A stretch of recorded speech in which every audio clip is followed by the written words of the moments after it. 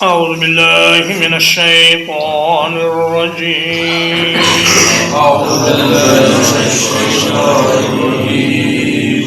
ترجي من تشاء منهن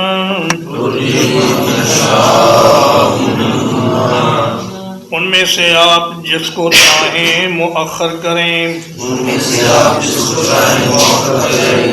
وَتُؤْوِي إِلَيْكَ مَن تَشَاءُ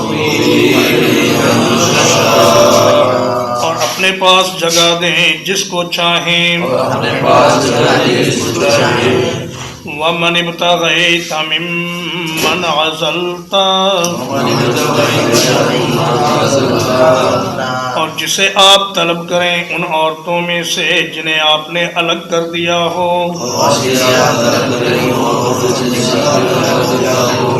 فَلَا جُنَاحَ عَلَيْكَ تو آپ پر کوئی گناہ نہیں. ذَلِكَ أَدْنَىٰ أَن تَقَرَّ أَعْيُنُهُنَّ یہ چیز قریب ہے کہ ان کی آنکھیں ٹھنڈی ہوں. وَلَا يَحْزَنَّ اور وہ غمزدہ نہ ہوں. وَيَرْضَيْنَ بِمَا آتَيْتَهُنَّ اور وہ راضی رہیں اس چیز پر جو آپ نے ان کو دی ہے. کلہن سب کی سب. واللہ یعلم ما فی قلوبکم اور اللہ تعالیٰ جانتا ہے جو کچھ تمہارے دلوں میں ہے. وَقَانَ اللَّهُ عَلِيمًا حَلِيمًا اور اللہ تعالیٰ ہمیشہ سے بہت جاننے والا بڑے تحمل والا ہے.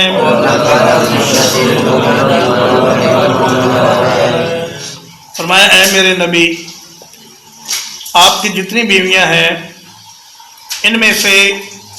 کسی کے پاس بھی باری مقرر کر کے رہنا آپ پر ضروری نہیں ہے. آپ ان میں سے جسے چاہیں مؤخر کر سکتے ہیں اور جسے چاہیں مقدم کر سکتے ہیں. اگر ایک ہی بیوی کے پاس ایک سے زیادہ رہتے رہنا چاہیں تو آپ کو اجازت ہے، اور اگر کسی بیوی کے پاس بالکل ہی رات نہ جائیں تو بھی آپ کو کوئی گناہ نہیں. اور فرمایا وَمَنِ ابْتَغَيْتَ مِمَّنْ عَزَلْتَ جن کی باری آپ نے ختم کی ہو اگر ان میں سے کسی کو آپ اپنے پاس بلانا چاہیں تو اس میں بھی کوئی حرج نہیں. اور نبی صلی اللہ علیہ وسلم کو خصوصی طور پر اللہ تعالیٰ نے یہ اجازت دی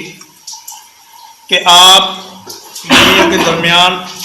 عدل تو کریں لیکن آپ پر باری سب کے پاس جانا لازم نہیں. لیکن نبی کریم صلی اللہ علیہ وسلم نے اس اختیار کو کبھی استعمال نہیں کیا اور آپ نے سب کی باری مقرر فرمائی. اور آپ دن کے وقت تمام ازواج مطہرات میں سے ہر ایک کے پاس جاتے اور تھوڑی دیر بیٹھ کر بات چیت کرتے اور پھر رات کو اس خاتون کے پاس آ جاتے جس کے پاس آپ کی باری ہوتی. صرف ایک ام المؤمنین سیدہ سودا رضی اللہ تعالیٰ عنہ وہ ذرا بڑی عمر کی تھیں تو انہوں نے نبی صلی اللہ علیہ وسلم کی خوشی حاصل کرنے کے لیے ان سے یہ عرض کیا کہ یا رسول اللہ اگر آپ میری باری سیدہ عائشہ کو دے دیں تو مجھے کوئی اعتراض نہ ہوگا. تو نبی کریم صلی اللہ علیہ وسلم نے ان کی باری پھر سیدہ عائشہ کو دے دی. لیکن آپ صلی اللہ علیہ وسلم بیویوں کے درمیان عدل کا اس قدر اہتمام فرماتے کہ جب کبھی جہاد کے سفر پہ جانا ہوتا تو ازواج مطہرات کے درمیان قرآن اندازی فرماتے اور جس کا نام نکلتا اس کو ساتھ لے کر جاتے. اور اگر ایک بیوی کی باری ہوتی اور آپ دوسری کے پاس جانا چاہتے تو اس بیوی سے اجازت طلب کرتے. اگر وہ اجازت دے دیتی تو آپ دوسرے کے پاس چلے جاتے. جیسا کہ بیماری کے ایام میں آپ نے ازواج مطہرات سے اجازت مانگی کہ میرا دل چاہتا ہے کہ میں یہ بیماری کے ایام سیدہ عائشہ رضی اللہ تعالیٰ عنہ کے گھر میں گزاروں، تو سب نے خوشی خوشی اجازت دے دی۔ فرمایا ذالک ادنی ان تقر اعینہن، یہ چیز آپ پر باری کا فرض نہ کرنا یہ ان خواتین کی آنکھیں ٹھنڈی کرنے کے زیادہ قریب ہے، یعنی جب انہیں پتہ ہوگا کہ رسول اللہ صلی اللہ علیہ وسلم پر باری کی ذمہ داری نہیں ہے، پھر بھی وہ ہمارے پاس تشریف لاتے ہیں باری باری، تو اس چیز سے ان کی آنکھیں ٹھنڈی ہوں گی اور وہ افزردہ خاطر نہیں ہوں گی، غم زدہ نہیں ہوں گی، اور جو کچھ آپ انہیں دیتے ہیں اس پر وہ سب خوش رہیں گی۔ واللہ یعلم ما فی قلوبکم، فرمایا اللہ پاک تمہارے دلوں کے سارے حالات جانتا ہے، اور اللہ کے احکام پر تم کتنا عمل کرنے کا ارادہ رکھتے ہو یہ اللہ کو سب معلوم ہے۔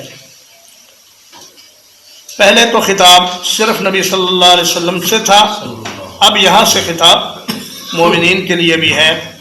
اور تمام امت کے لیے ہے کہ اللہ پاک تمہارے دلوں کے حالات جانتا ہے، اور اللہ پاک سب کچھ جانتا ہے لیکن تحمل والا ہے، وہ فوری طور پر گرفت نہیں کرتا اور بڑی نرمی اور بڑی شفقت سے اپنی مخلوق کے ساتھ معاملہ فرماتا ہے۔ لا يحل لك النساء من بعد،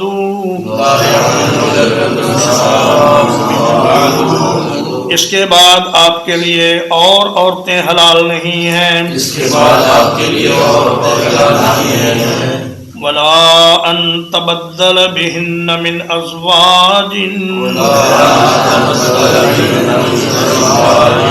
اور نہ یہ کہ آپ ان کے بدلے میں کوئی اور بیویاں تبدیل کریں،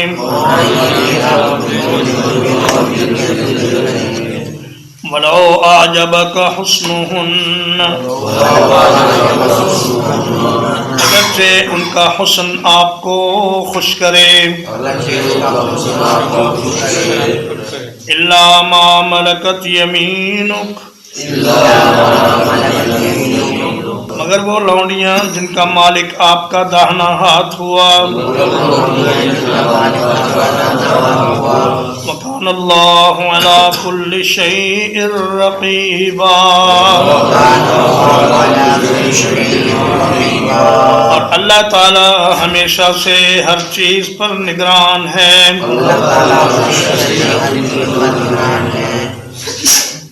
جب اللہ نے فرمایا کہ ان بیویوں کو اختیار دے دیجئے، وہ چاہیں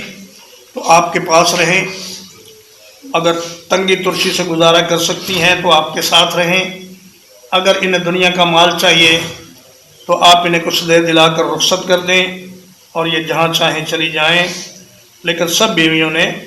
اللہ اور اس کے رسول کو پسند کیا اور دنیا کے مال کی طرف چھوڑ دی۔ تو اللہ نے دنیا میں اس چیز کا نقد انعام ان کو یہ دیا کہ نبی صلی اللہ علیہ وسلم کو پابند فرما دیا کہ اب آپ ان کے بعد 9 بیویاں آپ کے پاس موجود ہیں، اور اس کے بعد آپ مزید کوئی شادی نہیں کر سکتے، اور نہ آپ یہ خیال کریں کہ 9 کا عدد پورا کرنے کے لیے کسی 1-2 کو طلاق دے کر ان کی جگہ کوئی 1-2 نئی شادیاں کر لی جائیں۔ فرمایا اس کی بھی آپ کو اجازت نہیں ہے، یہی اب آپ کی ازواج ہیں دنیا میں بھی اور آخرت میں بھی، اور یہ اللہ پاک نے ان ازواج کو دنیا میں نقد انعام عطا فرمایا۔ وَلَوْ أَعْجَبَكَ حُسْنُهُنَّ میں اس بات کی طرف اشارہ ہے کہ آدمی جس سے شادی کرنا چاہے اسے دیکھ سکتا ہے، کیونکہ دیکھے گا تو اس کے حسن کا پتہ چلے گا، ورنہ سنی سنائی بات پر تو انسان شادی کا فیصلہ نہیں کر سکتا۔ اور یہ بھی معلوم ہوا کہ حسن کا معیار ہر آدمی کے نزدیک الگ الگ ہے۔ ممکن ہے ایک عورت ایک آدمی کو پسند ہو اور دوسرے کو ناپسند ہو، اور جسے ایک آدمی ناپسند کر کے چھوڑ دے کوئی دوسرا اس کو پسند کر لے۔ اس لیے فرمایا کہ اگر آدمی کو کسی خاتون کا حسن اور اس کی شکل و شباہت اچھی لگے تو وہ اس سے شادی کر سکتا ہے، لیکن اے میرے نبی آپ پر اب شادی مزید کرنا اس کی پابندی لگا دی گئی ہے کہ آپ نے مزید شادی نہیں کرنی، الا ما ملکت یمینک، لیکن لونڈیوں پر کوئی پابندی نہیں ہے۔ مال غنیمت کے طور پر جنگ میں اگر کوئی لونڈیاں آ جائیں یا کسی لونڈی کو آپ پیسے دے کر خرید لیں تو وہ آپ کے لیے جائز رہے گی، چاہے ان کی تعداد جتنی بھی ہو جائے۔ وَقَانَ اللَّهُ عَلَى كُلِّ شَيْءٍ رَقِيبًا، اور اللہ تعالیٰ ہر چیز پر نگران ہے، نگہبان ہے، وہ دیکھ رہا ہے۔ اور یہ ایک عقیدہ مسلمان کو سیدھے راستے پر رکھتا ہے کہ نبی کریم صلی اللہ علیہ وسلم نے فرمایا ان تعبد اللہ کأنک تراہ فإن لم تکن تراہ فإنہ یراک، کہ اللہ کی عبادت اس طریقے سے کرو یہ سمجھ کر کہ آپ اللہ کو دیکھ رہے ہیں۔ اگر یہ مقام حاصل نہ ہو تو کم از کم اتنا ضرور ہو کہ اللہ تمہیں دیکھ رہا ہے، جو کچھ تم کر رہے ہو اللہ پاک کے علم میں ہے اور اللہ پاک کی نگاہوں میں ہے۔ یا ایھا الذین آمنوا، اے وہ لوگو جو ایمان لائے ہو، لا تدخلوا بیوت النبی، نبی صلی اللہ علیہ وسلم کے گھروں میں داخل نہ ہوا کرو، الا ان یؤذن لکم الی طعام، اگر یہ کہ تمہیں کسی کھانے کے لیے اجازت دی جائے،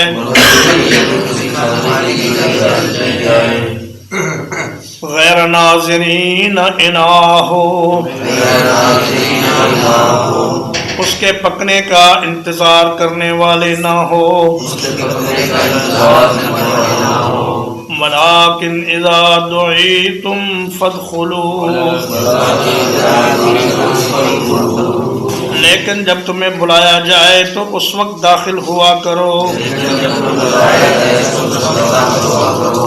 فَإِذَا طَعِمْتُمْ فَانْتَشِرُوا، پھر جب تم کھا چکو تم منتشر ہو جایا کرو، وَلَا مُسْتَأْنِسِينَ لِحَدِيثٍ، اور نہ بات میں دل لگا کر بیٹھے رہا کرو، ان ذالکم کان یؤذی النبی، تمہارا یہ کام نبی صلی اللہ علیہ وسلم کو اذیت دیتا ہے، فَيَسْتَحْيِي مِنْكُمْ، تو وہ تم سے شرماتے ہیں، واللہ لا یستحیی من الحق، اور اللہ تعالی حق بیان کرنے سے نہیں شرماتا، فَإِذَا سَأَلْتُمُوهُنَّ مَتَاعًا، اور جب تم ان سے کوئی سامان طلب کرو،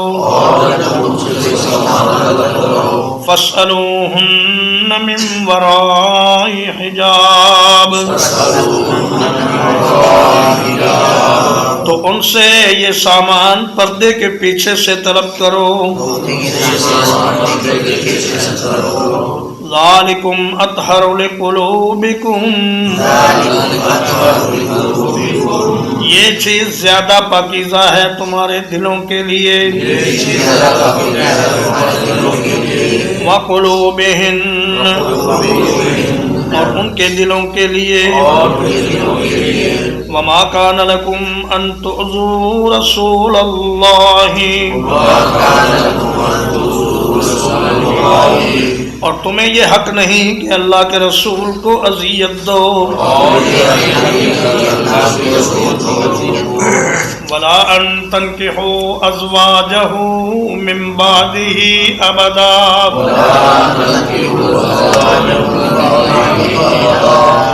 اور نہ یہ کہ تم اس کی بیویوں کے ساتھ اس کے بعد کبھی بھی نکاح کرو،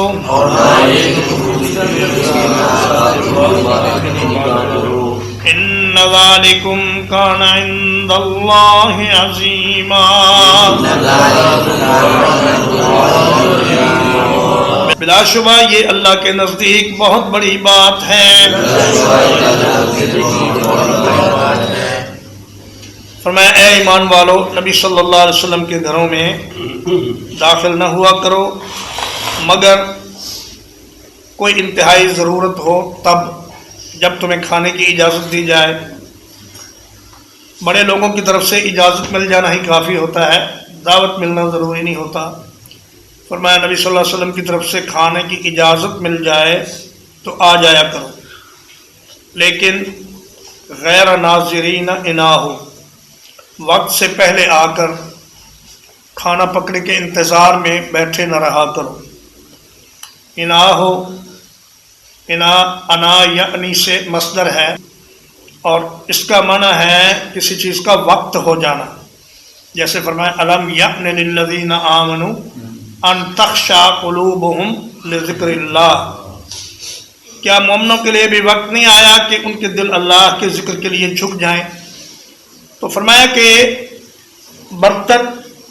کو اس لیے برتن کہتے ہیں کہ اس میں کھانا پکتا ہے اور پھر کھانے کا وقت جب ہو جائے تو اسے کھایا جاتا ہے۔ بڑے لوگوں سے ملاقات کے آداب یہ ہیں کہ ان کا وقت ضائع نہ کیا جائے، انہیں باتوں میں نہ الجھایا جائے، اور جو وہ ضروری کام کر رہے ہوتے ہیں اس سے ان کو روکا نہ جائے۔ کوئی جائے بڑے حضرت کے پاس، بڑے عالم کے پاس، تو پوچھا جاتا ہے جی کیسے تشریف لائیں؟ کہا جی آپ نے کھانے پر بلا رکھا ہے۔ وہ کہتے ہیں جی کھانے پر تو آپ کو 2 بجے بلایا ہے، آپ 10 بجے ہی آ دھمکے۔ تو کہتے ہیں جی بس ہم نے کہا ذرا آپ سے بات چیت ہو جائے گی، ذرا آپ سے مجلس ہو جائے گی۔ تو فرمایا نبی صلی اللہ علیہ وسلم کے گھر سے یہ آداب شروع کرتے ہیں، اور اس کے بعد تمام مومنین کے گھروں پر یہی آداب نافذ کر دیے گئے۔ سورۃ النور فرمایا کہ اے مسلمانوں، ایک دوسرے کے گھروں میں اجازت کے بغیر داخل نہ ہوا کرو، اور فرمایا نبی کریم صلی اللہ علیہ وسلم کے گھر میں زیادہ دیر بیٹھا نہ کرو۔ یہ آیت کریمہ اس کا شان نزول یہ ہے کہ جب آپ کا نکاح سیدہ زینب بنت جحش رضی اللہ تعالیٰ عنہ سے ہوا تو نبی صلی اللہ علیہ وسلم نے اپنے خادم خاص حضرت انس سے فرمایا کہ اے انس، ولیمے کی دعوت کے لیے لوگوں کو بلاؤ۔ تو فرماتے کہ میں بلاتا گیا، کچھ لوگ آتے کھا کے چلے جاتے، پھر کچھ اور آ جاتے، تو سارے لوگ کھا کے چلے گئے، لیکن 3 آدمی بیٹھے رہے۔ وہ آپس میں بات چیت کرتے رہے اور بیٹھ کر باتوں میں دل لگا کر گفتگو کرنے لگے۔ اب نبی کریم صلی اللہ علیہ وسلم شرم و حیا کی وجہ سے نہ تو ان سے یہ کہہ سکتے تھے کہ بھائی چلو جاؤ، اور نہ ہی آپ کو یہ بات اچھی لگ رہی تھی، آپ کو تکلیف ہو رہی تھی۔ چنانچہ آپ سیدہ عائشہ رضی اللہ تعالیٰ عنہ کے پاس چلے گئے، ان کو سلام کیا۔ انہوں نے پوچھا یا رسول اللہ کیف وجدت اہلک، آپ نے اپنے گھر والوں کو کیسا پایا؟ تو آپ نے فرمایا کہ بہت اچھا۔ پھر آپ دوسری تمام بیویوں کے پاس باری باری گئے، اور جب واپس آئے تو وہ تینوں ابھی تک بیٹھے ہوئے تھے۔ تو اس پر اللہ پاک نے فرمایا کہ اے ایمان والو، نبی صلی اللہ علیہ وسلم کو اذیت اور تکلیف دینا یہ تمہارے لیے جائز نہیں ہے۔ جب تم نے کھانا کھا لیا تو اب بات چیت کے لیے بیٹھنا یہ مناسب نہیں، اب تمہیں منتشر ہو جانا چاہیے۔ فرمایا کہ اللہ پاک حق بیان کرنے سے نہیں شرماتا، وہ تمہیں حکم دے رہا ہے کہ بلا اجازت نبی کے گھروں میں نہ آؤ، اور جب آ جاؤ تو زیادہ دیر بیٹھنے کی بجائے اپنا مقصد حاصل کر کے جلدی سے منتشر ہو جاؤ۔ وَإِذَا سَأَلْتُمُوهُنَّ مَتَاعًا، امہات المومنین سے جب کوئی چیز لینی دینی ہو یا کوئی مسئلہ پوچھنا ہو تو پردے کے پیچھے سے پوچھو۔ سیدنا عمر رضی اللہ تعالیٰ عنہ فرماتے ہیں کہ 3 باتیں جن میں میں نے اپنے رب کی موافقت کی، ان میں سے ایک یہ ہے کہ میں نے کہا یا رسول اللہ، آپ کے گھر میں ہر قسم کے لوگ آتے ہیں، تو کاش کہ آپ کی بیویاں عام مومنوں سے پردہ کیا کریں۔ تو اللہ پاک نے اس پر یہ آیت کریمہ نازل فرمائی کہ ان کو بھی پردہ کرنا چاہیے۔ ذالکم اطہر لقلوبکم وقلوبہن۔ امہات المومنین دنیا کی سب سے پاک باز خواتین تھیں، اور صحابہ کرام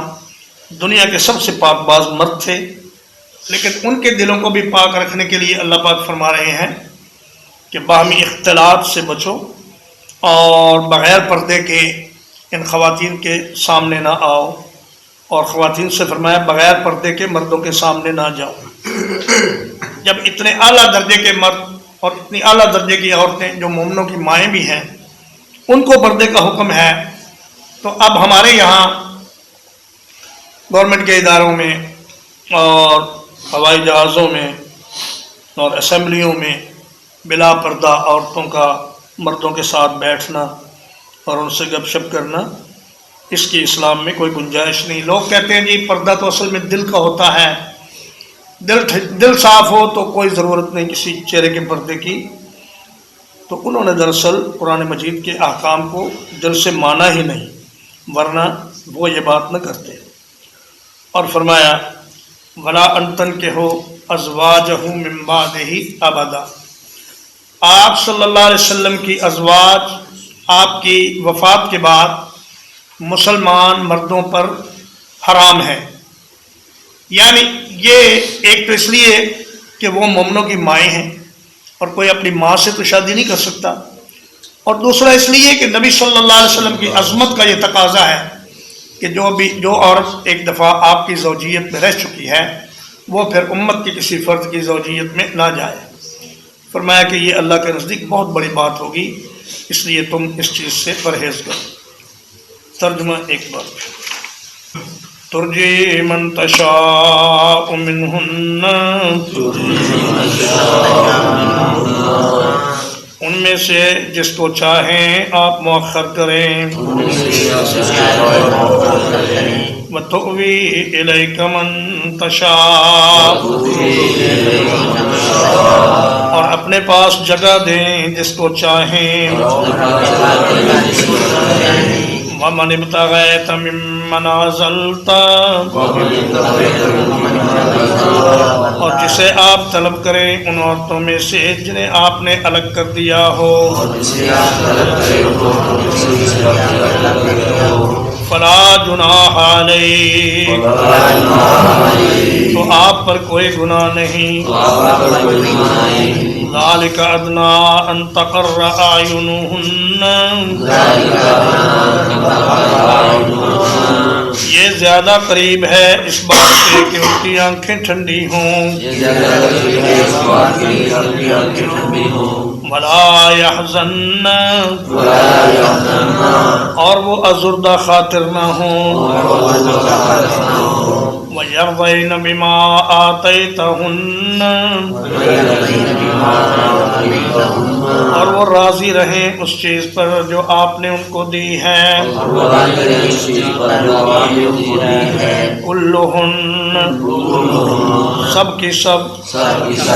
واللہ یعلم ما فی قلوبکم، اور اللہ جانتا ہے جو کچھ تمہارے دلوں میں ہے، وکان اللہ علیما حلیما، اور اللہ تعالی ہمیشہ سے بہت جاننے والا بڑے تحمل والا ہے۔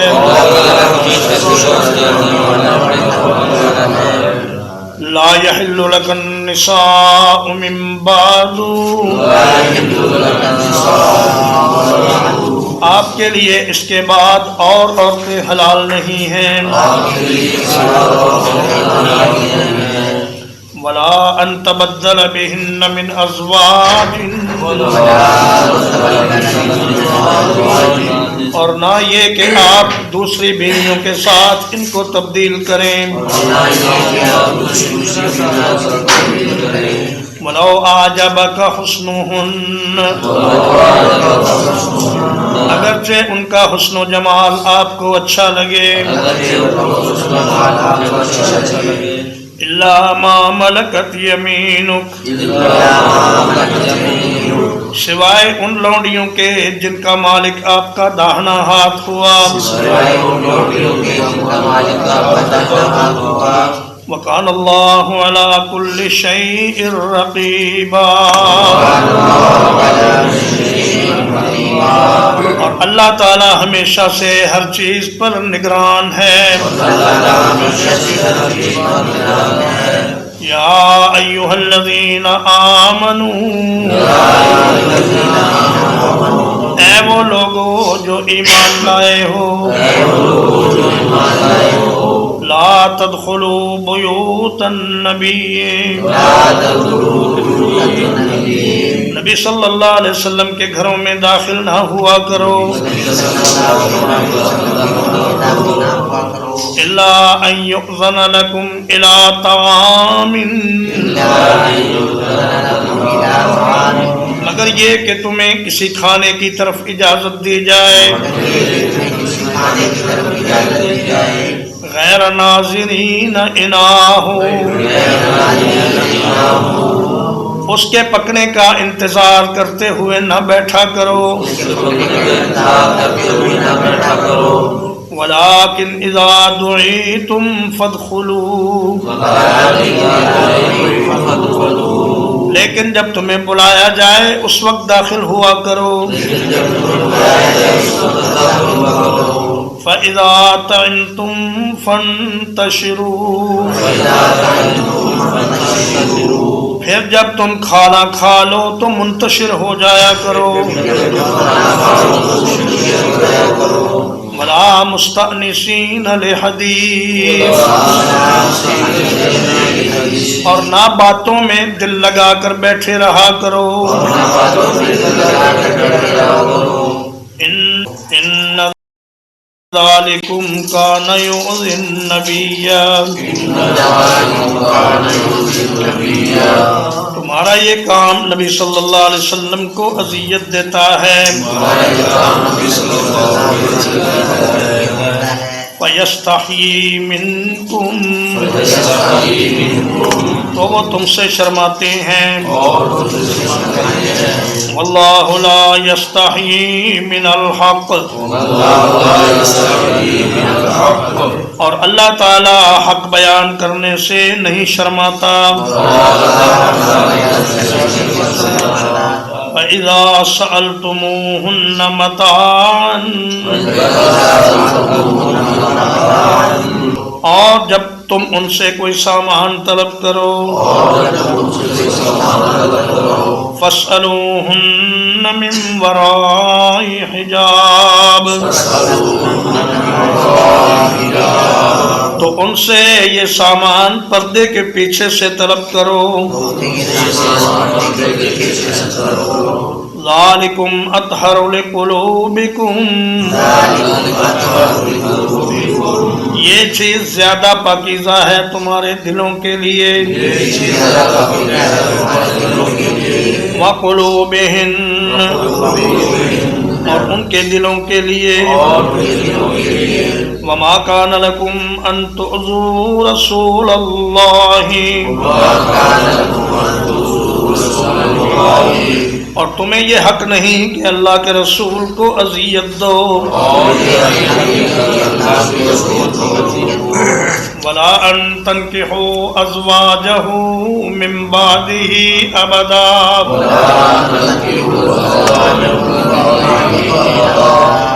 اور نہ یہ کہ تم اس کی بیویوں کے ساتھ اس کے بعد کبھی بھی نکاح کرو،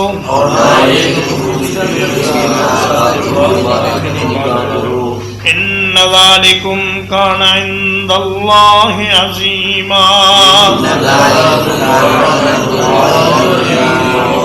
بلا شبہ یہ اللہ کے نزدیک بہت بڑی بات ہے۔ صلی اللہ علیہ نبینا محمد وآلہ وصحبہ